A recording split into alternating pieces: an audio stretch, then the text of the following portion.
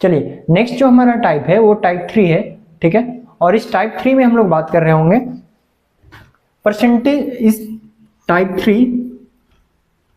3 इसमें क्या होगा, परसेंटेज एल्ड बेस्ड प्रॉब्लम।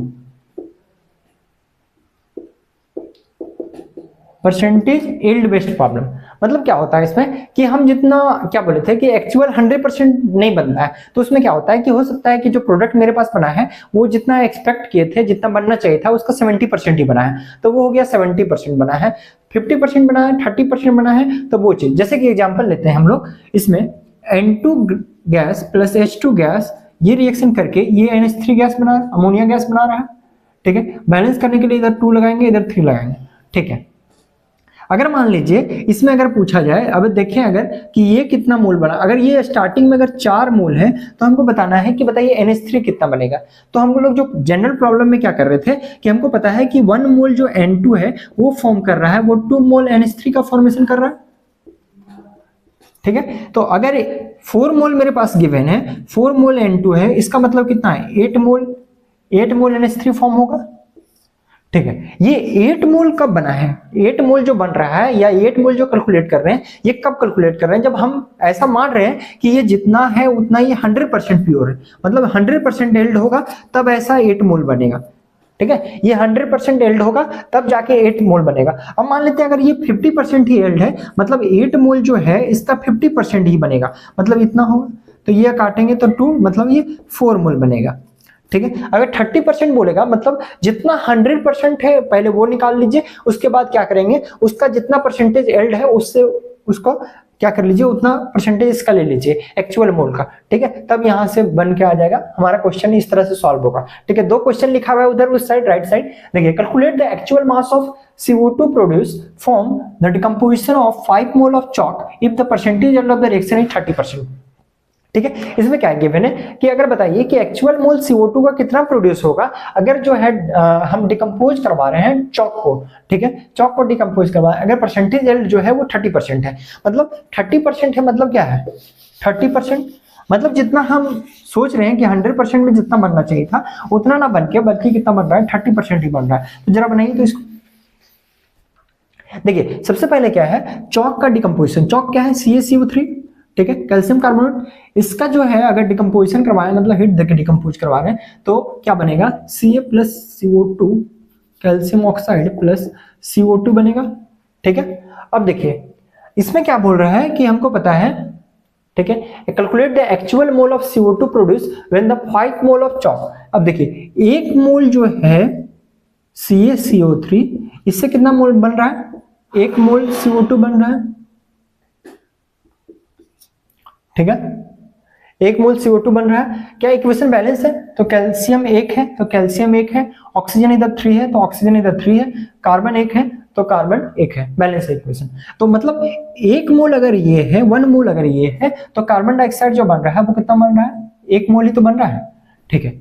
अब पूछ रहा है कि 5 मोल जो है वो अगर चॉक का डिकम्पोज किया गया है मतलब 5 मोल CaCO3 से कितना बन रहा होगा, 5 मोल CO2 तो बन रहा होगा, ठीक है।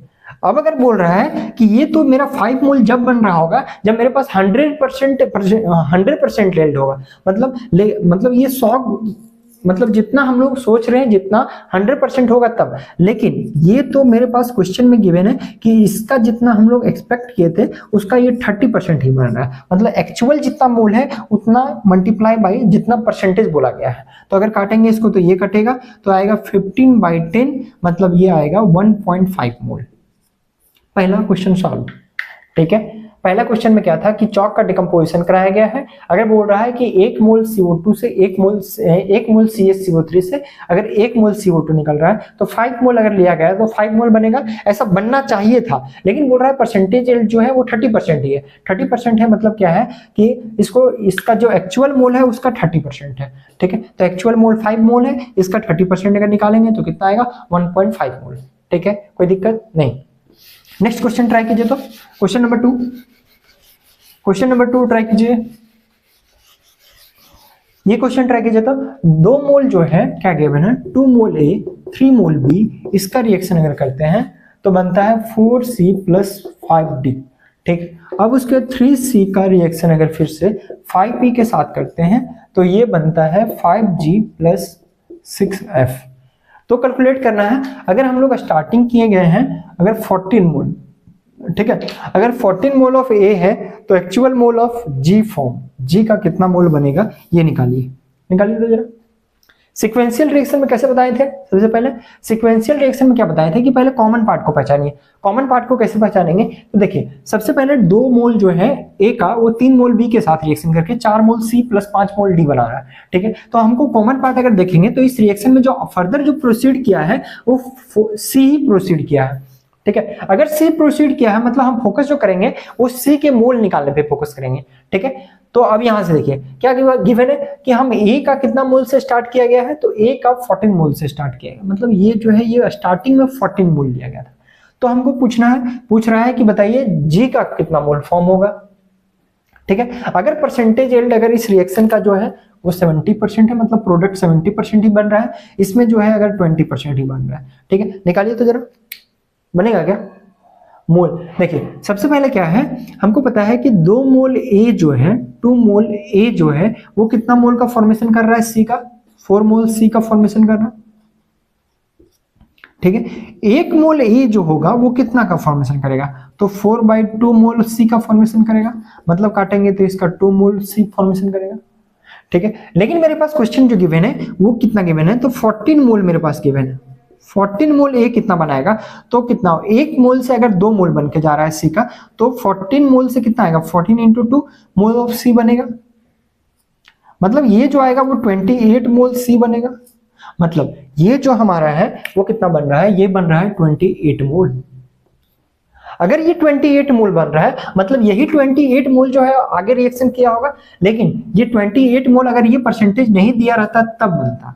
लेकिन क्वेश्चन में गिवन है कि जितना हम एक्सपेक्ट कर रहे हैं उसका जो है 70% बन रहा है, मतलब यही तो है ऐसा।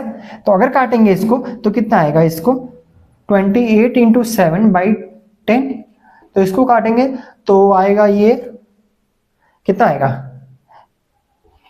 6, 8 5 जा 8 7 जा 56 और 7 14 और 5 96, मतलब ये 19.6 बनेगा।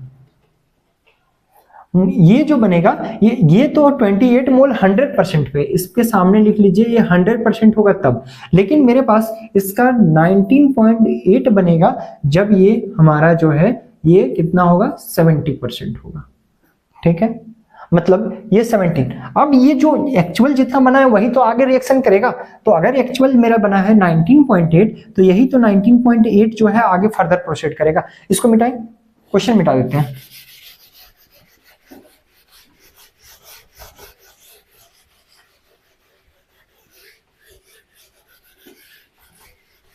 देखिए अब क्या है मेरे पास 19 पॉइंट कितना है 6 आया, ठीक है। हाँ 19.6 आया, यहाँ 8 लिखे हुए 19.6 होगा, ठीक है। अब हमको यहाँ से देखिए फिर से अब C पे फोकस करेंगे, क्योंकि हमको G का चाहिए तो C पे फोकस करते हैं, C और G पे। तो हमको पता है कि 3 मोल जो है वो C का वो फॉर्मेशन कर रहा है, कितने मोल G का, तो 5 मोल G का फॉर्मेशन कर रहा है, 5 मोल G का फॉर्मेशन कर रहा है। यहां तक कोई दिक्कत नहीं। नेक्स्ट जो है हमको पता करना है 1 मोल C का कितना फॉर्मेशन करेगा, तो 5/3 मोल G का फॉर्मेशन करेगा, ठीक है। लेकिन मेरे पास जो क्वेश्चन में है वो 19.6 मोल रिएक्शन किया है, 19.6 मोल C का अगर रिएक्शन करेगा तो 5/3 × 19.6 ये होगा।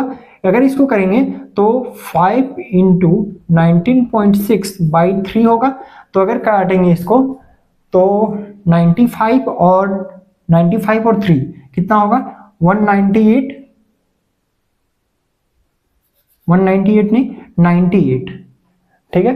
98/3 अगर इसको काटेंगे तो 3 3 जा 9, 3 2 जा 6, 3 6 जा 18, 32.6 मोल। कैलकुलेशन देख लीजिएगा एक बार, ये जो बनेगा वो 32.6 मोल बनेगा, ठीक है। 32.6 मोल बनेगा। अब यहां भी 32.6 मोल बनेगा कब, जब ये 100% होगा, ठीक है, कभी क्वेश्चन ऑप्शन में ये भी मिलेगा 32.6 भी मिलेगा। अब लेकिन हमको पता है कि ये जो एक्चुअल जो बनना चाहिए था 32.6, लेकिन जो है उसका कितना परसेंट ही बना है, परसेंटेज रेट कितना है 20% ही। मतलब अगर 20% अगर है 20% ही है हमारा, 20% ही है, अगर 20% एल्ड है किसका, अगर जी का, तो हम बोलेंगे 32.6 जो एक्चुअल है इतना में से कितना बने, 20% को अगर निकाल देंगे तो ये कटेगा तो 5, तो मतलब ये आएगा 32.6 बाई 5। ठीक है, अगर निकालिएगा इसको तो कितना जाएगा, 5 6 जा 30, ठीक है 6 पॉइंट कुछ समथिंग आएगा, इसको निकाल लीजिएगा। मतलब इसका जो फॉर्मेशन ये जो 32.6 आए ये 100%, बाकी 6.0 कुछ करके आएगा। ठीक है, ये निकलेगा जब 20% होगा। ठीक है, ये परसेंटेज एल्ड बेस्ड प्रॉब्लम समझ आ गया। पहले 100% निकाल दीजिए, उस 100% का जितना एल्ड है उतना निकाल दीजिए। मतलब एक्चुअल जो है, एक्चुअल में से जितना परसेंटेज एल्ड है उसको मल्टीप्लाई कर दीजिए, सिंपल कहानी है। अगर परसेंटेज एल्ड एक्चुअल जो निकालना है, अगर निकालना है एक्चुअल कितना है तो कितना मोल बन रहा है, तो जितना 100% में निकल के आ रहा है उसको जो है परसेंटेज एल्ड से मल्टीप्लाई कर दीजिए, बन जाएगा। 2 क्वेश्चन बन गया। नेक्स्ट जो हम लोग बात करेंगे वो प्योरिटी बेस्ड प्रॉब्लम बात करेंगे। ठीक है, समझ आ गया यहां तक। नेक्स्ट जो बात करेंगे वो प्योरिटी बेस्ड प्रॉब्लम पे बात करेंगे। चलिए, नेक्स्ट हमारा जो टॉपिक है वो है purity based problem. Purity based problem मतलब हम कभी भी बात करते हैं तो अगर रिएक्शन में रिएक्टेंट होता है और वो रिएक्ट कर रहा होता है प्रोडक्ट का फॉर्मेशन कर रहा है, क्या सभी रिएक्टेंट जो होते हैं वो कोई भी रिएक्शन कर जाएगा, तो ऐसा नहीं। कभी भी रिएक्टेंट जो लेते हैं वो जितना % प्योर होगा वही रिएक्शन में जाएगा। ठीक है, तो वही प्रोडक्ट का फॉर्मेशन करेगा। तो प्योरिटी बेस्ड प्रॉब्लम जो बेसिकली जो बात कर रहे होते हैं, ये जो होता है ये defined for the reactant, defined for the reactant के लिए बेसिकली, और परसेंटेज एल्ड जो बात कर रहे होते हैं वो बात कर रहे होते हैं प्रोडक्ट के लिए। पिछला जो क्वेश्चन डिस्कस किए थे और पिछला जो एग्जांपल था और प्रॉब्लम था वो था प्रोडक्ट के लिए बात कर रहे थे। अभी जो बात करेंगे वो क्या होगा, डिफाइन फॉर द रिएक्टेंट, मतलब रिएक्टेंट के लिए डिफाइन करेंगे। ठीक है, तो उसी में मतलब जितना % प्योर होगा, जितना % मेरा प्योर होगा रिएक्टेंट, उतना ही जो होगा वो परसेंटेज एल्ड होगा, मतलब उतना ही बन के आएगा। ऐसा नहीं है कि 100% प्योर नहीं है और मान लीजिए 100 ग्राम में से 70 ग्राम ही मेरा प्योर है तो वो 70 ग्राम ही रिएक्शन करेगा। ऐसा नहीं है कि 100 का 100 ग्राम जितना लिए हैं इम्प्योरिटी सब रिएक्शन करेगा, ऐसा नहीं है। ठीक है, तो ये चीज उसी पे एक बेस्ट 2 क्वेश्चन दिया हुआ है, यही 2 क्वेश्चन से हम लोग समझेंगे इस तरह का प्रॉब्लम को। देखिए, सबसे पहले क्या है क्वेश्चन कि 20 gram of magnesium carbonate sample decomposed on heating, बोलता है magnesium carbonate MgCO3।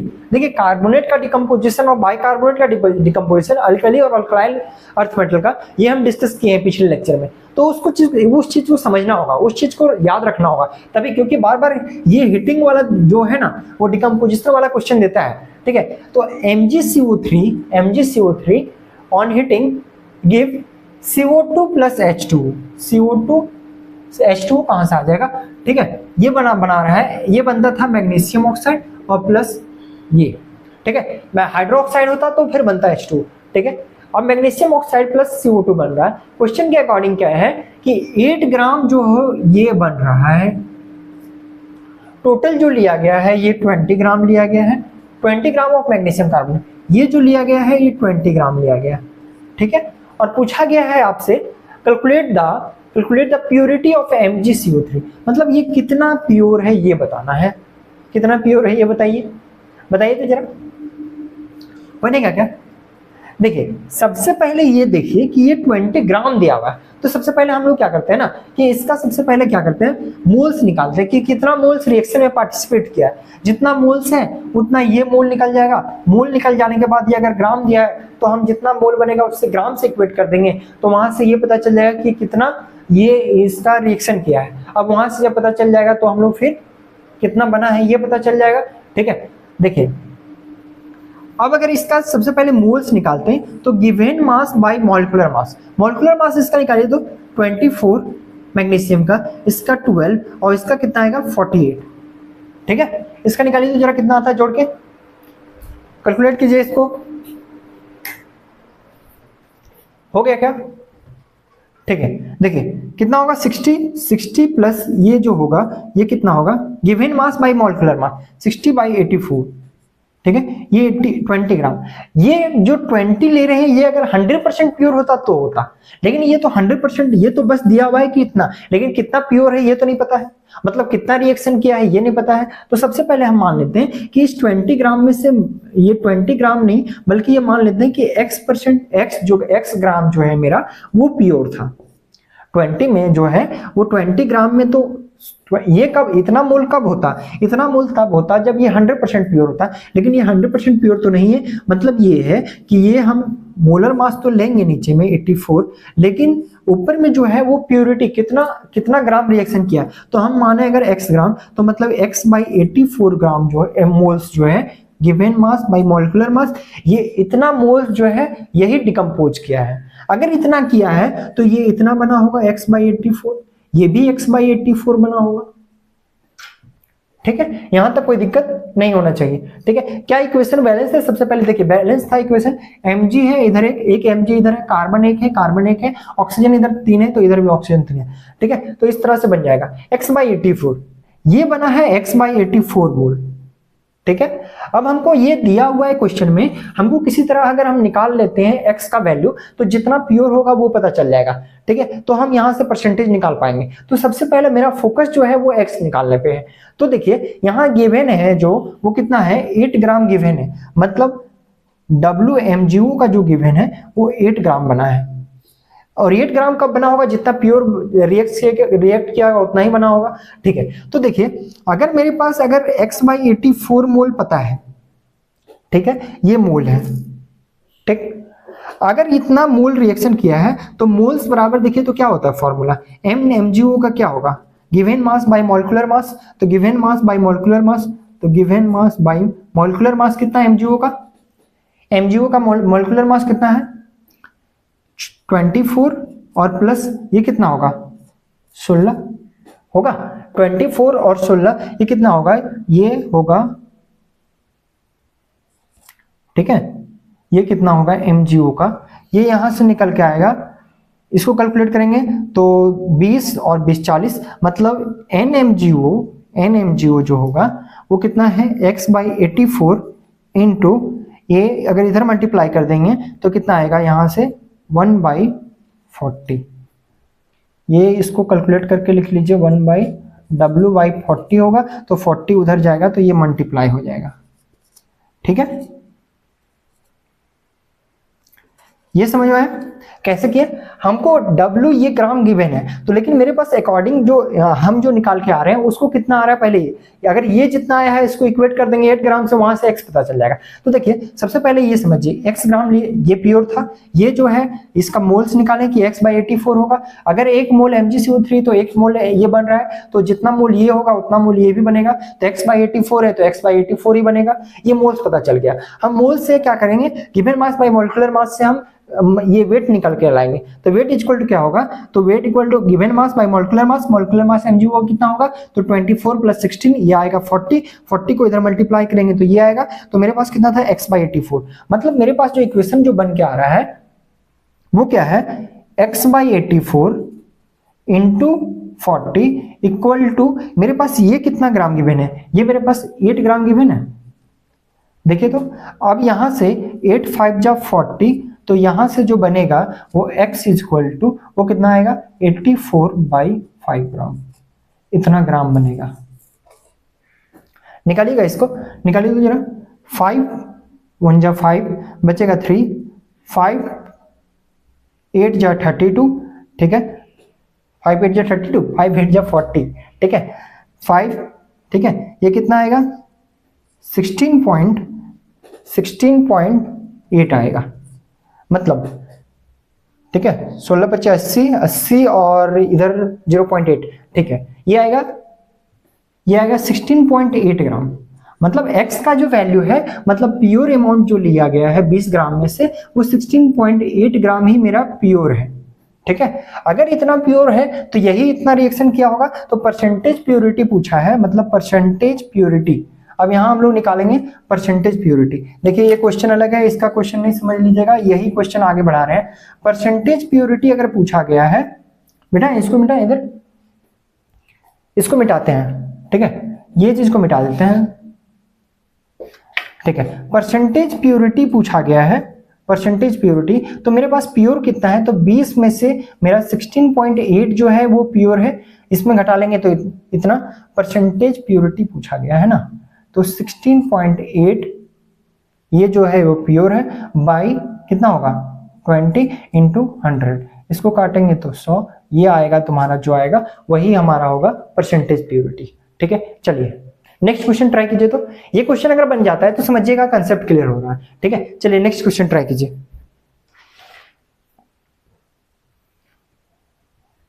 Next question बन गया क्या, क्वेश्चन नंबर 2। देखिए क्वेश्चन नंबर 2 में क्या दिया गया है कि PCl3 जो है वो रिएक्शन कर रहा है H2O के साथ, ठीक है, और फॉर्मेशन कर रहा है H3PO किसका, H3PO4 का, और HCl निकल रहा है। ठीक है, बोल रहा है कि इसका जो है H3PO3 फॉर्म कर रहा है, इसका 68.25 ग्राम गिवन है। ठीक है, और पूछा जा रहा है हमसे कि बताइए H3PO3 कितना बनेगा, PO4 कितना बनेगा। अगर ये 30% प्योर है, तो 30% प्योर है तो सबसे पहले दिखे कि कितना मोल्स रिएक्शन किया है, जितना मोल ये करेगा उसके हिसाब से निकाल देंगे। तो सबसे पहले इसका PCl3 का जो है वो PCl3 का मोलिकुलर मास निकालिए, क्योंकि मोल्स कैलकुलेट करने के लिए given mass bye molecular mass का जरूरत पड़ेगा। तो मोलिकुलर मास तो 31 प्लस कितना आएगा 35.5 इंटू 3 करेंगे तो ये आएगा 31 प्लस 106.5, ये आएगा 137.5, मतलब ये 137.5 है। PCl3 जो है 137.5, अगर काटेंगे तो ये जाएगा 2, और इसका 120 और 16 136, और उधर से आएगा तो ये आएगा कितना 1/2, 2 से जाएगा। ठीक है, 1/, ये जाएगा 2 बार से, मतलब ये 0.5 मोल बना है। ठीक है, लेकिन क्वेश्चन के अकॉर्डिंग बोल रहा है कि क्वेश्चन के अकॉर्डिंग जो है इसका 30% ही प्योर है, जो एक्चुअल जो है वो 0.5 मोल है, लेकिन इसका 30% ही प्योर है। तो काटेंगे इसको, तो यहां से अगर 10 कर देते हैं इसको तो कितना आएगा 15/100 आएगा, होगा ऐसा होगा। ठीक है, इसको रहने दीजिए 0.15 होगा ताकि ये कैलकुलेशन आसान हो। मतलब ये जो है 30% प्योर है, मतलब इसका 0.5 मोल ना रिएक्शन करके 0.15 मोल ही रिएक्शन किया है। ठीक है, अब देखिए हमको पता है कि 1 मोल जो है 1 मोल PCl3 वो फॉर्मेशन कर रहा है 1 मोल H3PO4 का। ठीक है, अगर एक मोल PCl3 जो है वो 1 मोल H3PO4 का फॉर्मेशन कर रहा है, तो मेरे पास जो है वो कितना है 0.15 मोल। तो ये 0.15 मोल जो कि प्योर है, ये कितना करेगा 0.15 मोल ही तो प्रोड्यूस होगा। तो 0.H3PO4 जो होगा वो कितना बनेगा, ये बनेगा 0.15 मोल। ठीक है, यही क्वेश्चन था, यही बनाना था। ठीक है, क्वेश्चन लंबा दिया रहे, कुछ नहीं करना, जैसे जैसे दिया है वैसे निकाल लीजिए। सबसे पहले 100% निकालिए, 100% में से कितना प्योर है वो निकालिए, उसके बाद उसके अकॉर्डिंग आगे बढ़िए। ठीक है, यहां तक कोई दिक्कत नहीं होना चाहिए। ठीक है, देखिए परसेंटेज एल्ड वाले बेस्ड प्रॉब्लम में क्या कर रहे थे हम लोग, प्रोडक्ट के साथ चेक कर रहे थे। अभी जो चेक करेंगे वो हम लोग चेक करेंगे इसमें रिएक्टेंट के साथ उसका। ठीक है, तो ये यहां तक क्लियर होना चाहिए। रिएक्शन बेस्ड प्रॉब्लम मतलब ये रिएक्शन प्योरिटी बेस्ड प्रॉब्लम। ठीक है, नेक्स्ट बात करेंगे हम लोग इंपॉर्टेंट टॉपिक जो होगा लिमिटिंग रिएजेंट के बारे में। ठीक है, लिमिटिंग रिएजेंट का क्या कंसेप्ट है इसको समझते हैं। चलिए नेक्स्ट हमारा जो इंपॉर्टेंट टॉपिक है वो है लिमिटिंग रिएजेंट। ठीक है, ये लिमिटिंग रिएजेंट से 1-2 क्वेश्चन मिल जाते हैं, कम से कम एक क्वेश्चन तो जरूर मिलेगा। ठीक है, क्या है लिमिटिंग रिएजेंट, सबसे पहले देखिए द रिएक्टेंट होगा the reaction which get completely consume, the reactant होगा। ठीक है, the reactant which completely consume first in any chemical reaction is not a limiting agent। मतलब कोई रिएक्शन अगर हो रहा है, मान लेते हैं अगर सिंपल जो रिएक्शन हम लोग देखते आए, ये अगर कोई रिएक्शन है, ठीक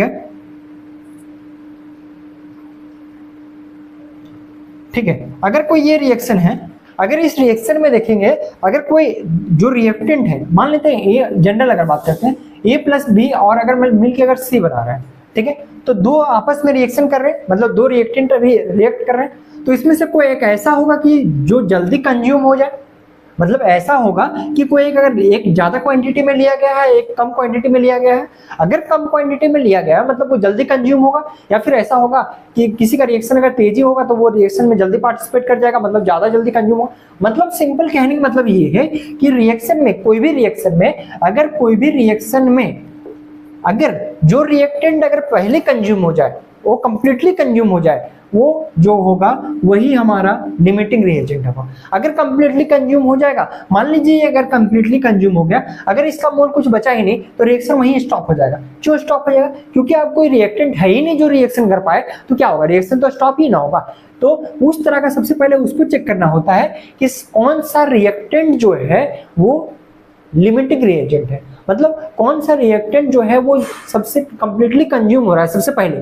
ठीक है, कंज्यूम सबसे पहले कौन सा रिएक्टेंट कंज्यूम हो रहा है, वो निकालने का तरीका क्या है? तो डेफिनेशन लिखिएगा तो ये है, the reactant which get completely consume in any chemical reaction is known as the limiting reagent. ठीक है, सबसे पहले आता है कि आइडेंटिफिकेशन, लिमिटिंग रिएजेंट किसी भी रिएक्शन में कैसे पहचानेंगे। तो देखिए सबसे पहला एन थियोरेटिकल, मतलब जो थियोरेटिकल मोल गिवन है, ठीक है, जो मोल गिवन है डिवाइड बाय एन स्टोइकियोमेट्रिकल, मतलब जो हमारा बैलेंस करने के बाद जो कोफिशिएंट है उस रिएक्शन में उसका वही तो मोल होता है। उस वही क्या बोलते थे, मोल्स में दो तरह का मोल डिस्कस किए थे। मोल बताए थे, एक थियोरेटिकल मोल होता है और एक क्या बताए थे, स्टोइकियोमेट्रिकल मोल होता था। तो स्टोइकियोमेट्रिक मोल क्या होता था कि जो भी बैलेंस केमिकल इक्वेशन में किसी भी रिएक्टेंट के आगे वाला जो कोफिशिएंट है वही होता था। तो वो दोनों को डिवाइड करने के बाद चेक करेंगे किसका वैल्यू मिनिमम आ रहा है, जिसका वैल्यू मिनिमम आएगा, ठीक है, ये रेशियो निकालने के बाद वैल्यू चेक करेंगे, एलआर का वैल्यू चेक करेंगे, जिसका वैल्यू मतलब लेस आएगा वही होगा हमारा लिमिटिंग रिएजेंट। ठीक है, चलिए क्वेश्चन से बात करते, क्वेश्चन से डिस्कस करेंगे तो ज्यादा समझ में आएगा। ठीक है, बिना थियोरेटिकल बातें करने के लिए कुछ नहीं है इस चैप्टर में। ठीक है, जितना बात करना था थियोरेटिकल बात हो गई है, अब बात करना है हमारा लिमिटिंग रिएजेंट में, और वो भी क्वेश्चन से बात करना है। ठीक है, चलिए क्वेश्चन बनाइए। तो सबसे पहला क्वेश्चन सिंपल है, उसको बनाने की कोशिश कीजिए। जो क्वेश्चन जो है, क्वेश्चन को ध्यान से पढ़ाइए और ध्यान से पढ़ने के बाद उसको कीजिए। चलिए एक एक करके क्वेश्चन को सॉल्व करेंगे। सबसे पहले क्या गिवन है, 2 मोल्स N2 जो है वो 12 मोल N2 जो है उसके साथ रिएक्शन करके ये फॉर्मेशन करना है। तो सबसे पहले लिखिए N2 और प्लस 3H2, ये फॉर्मेशन कर रहा है 2NH3 का फॉर्मेशन। सबसे पहला काम है LR निकालने का काम। सबसे पहले अगर ऐसा क्वेश्चन गिवन हो तो सबसे पहले LR निकालिए। LR कैसे निकलेगा, तो सबसे पहले बैलेंस करना होगा इक्वेशन। बैलेंस की क्या इक्वेशन चेक कीजिए, तो इधर नाइट्रोजन 2 है, इधर भी नाइट्रोजन 2 है, इधर 6 हाइड्रोजन है, इधर भी 6 हाइड्रोजन, मतलब बैलेंस है। क्योंकि हमको LR निकालने के लिए क्या कर रहा हूँ, बैलेंसिंग इसीलिए जरूरी है क्योंकि थियोरेटिकल मोल और डिवाइड बाय स्टोइकियोमेट्रिकल मोल जो कोफिशिएंट होगा वो तो लेंगे। तो इसीलिए क्या करना होगा, इसका अगर 2 मोल्स गिवन है और इसका अगर 12 मोल गिवन है, ये है, यही ना है। अब चेक कीजिए तो जरा LR अगर चेक करेंगे N2 के लिए तो क्या आएगा, 2 बाई इसका कोफिशिएंट कितना 1, मतलब ये 2 मोल।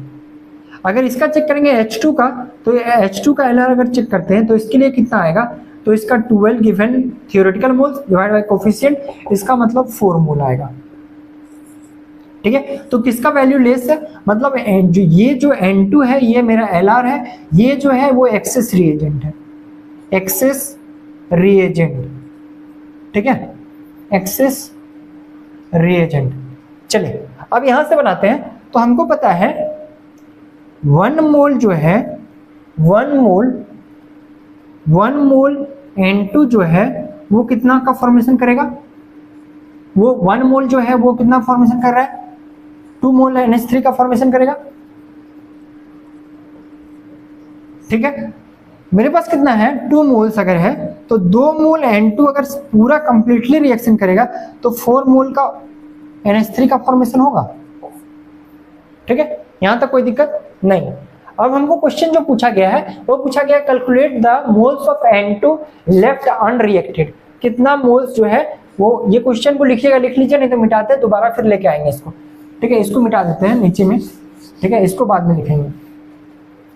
ठीक है, 2 मोल मतलब जब ये पूरा कंप्लीटली रिएक्ट कर गया होगा तो 4 मोल, मतलब एक्सेस जो बन सकता है अमोनिया वो 4 ही मोल बन सकता है, इससे ज्यादा नहीं बनेगा। क्योंकि इससे ज्यादा इसलिए बन सकता है क्योंकि ये तो 2 मोल पूरा का पूरा कंज्यूम हो जाएगा।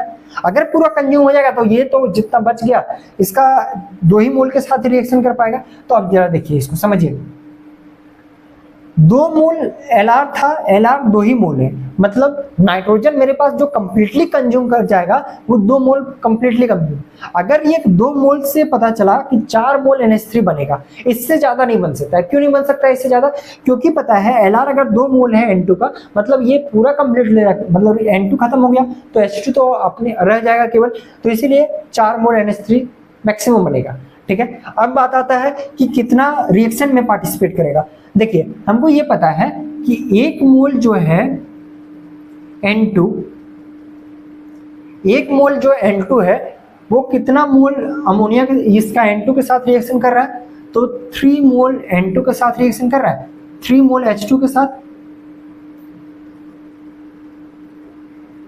ठीक है, तो मेरे पास अगर LR जो है वो 2 मोल है, LR जो N2 है मतलब 2 मोल जो है वो मैक्सिमम कंज्यूम होगा। तो 2 मोल जो होगा वो कितना के साथ कंज्यूम? अगर 1 मोल जो है 3 मोल के साथ, मतलब 2 मोल जो होगा N2 का वो कितना 6 मोल, कितना होगा 6 मोल H2 के साथ रिएक्ट करेगा। ठीक है, ये अगर 6 मोल H2 के साथ रिएक्शन कर गया, मतलब जितना मोल, मतलब H2 का टोटल जो था वो 12 मोल था। H2 का कितना मोल था? 12 मोल था। तो 12 मोल में से 6 मोल जो है वो किसके साथ रिएक्शन कर गया? H2 के साथ रिएक्शन कर। बचा अमाउंट क्या? अगर 6 रिएक्शन में चला गया तो बचा कितना? बचा कितना? 6 मोल ही तो बचा। तो लेफ्ट जो होगा, लेफ्ट N2 जो होगा, लेफ्ट H2 जो होगा, यहाँ N2 लिखा है क्या, हम लोग H2 निकालेंगे। ठीक है, लेफ्ट H2 जो होगा वो कितना होगा 12 माइनस कितना होगा 6, ये 6 मोल। ठीक है, चलिए नेक्स्ट क्वेश्चन को ट्राई कीजिए। तो आप लोग क्वेश्चन 2P जो है वो 2Q के साथ रिएक्शन कर रहा है। इनिशियली P जो है 8 मोल ऑफ P और 5 mole of taken in a vessel of 2 litre capacity, find the moles of access reagent. Access reagent मतलब जो एक्सेस, देखिए एक लिमिटिंग रिएजेंट था और एक एक्सेस रिएजेंट। लिमिटिंग रिएजेंट इसमें N2 था और जो एक्सेस रिएजेंट है मतलब जिसका ज्यादा होगा वो क्या है? एक्सेस रिएजेंट होगा, एक्सेस रिएजेंट। ठीक है, तो इसमें एक्सेस रिएजेंट कब फाइंड करना है? बनाइए तो जरा, बनाइए क्वेश्चन बनाइए। अगर ये समझ में आया है तो नेक्स्ट क्वेश्चन बन जाना चाहिए। बनाइए, पहले आप लोग ट्राई कीजिए। देखिए एक क्वेश्चन अगर पहला अगर कोई क्वेश्चन न्यू आता है तो हाँ सॉल्यूशन पे रुकिए कि हाँ सॉल्यूशन देख लेते हैं। ठीक है, लेकिन अगर दूसरा क्वेश्चन अगर उसी टाइप का है तो पहले खुद से ट्राई कीजिए। अगर खुद से नहीं बनता है तो फिर सॉल्यूशन पे आइए। ठीक है, तो पहले खुद से ट्राई कीजिए आप लोग। बन गया क्या क्वेश्चन?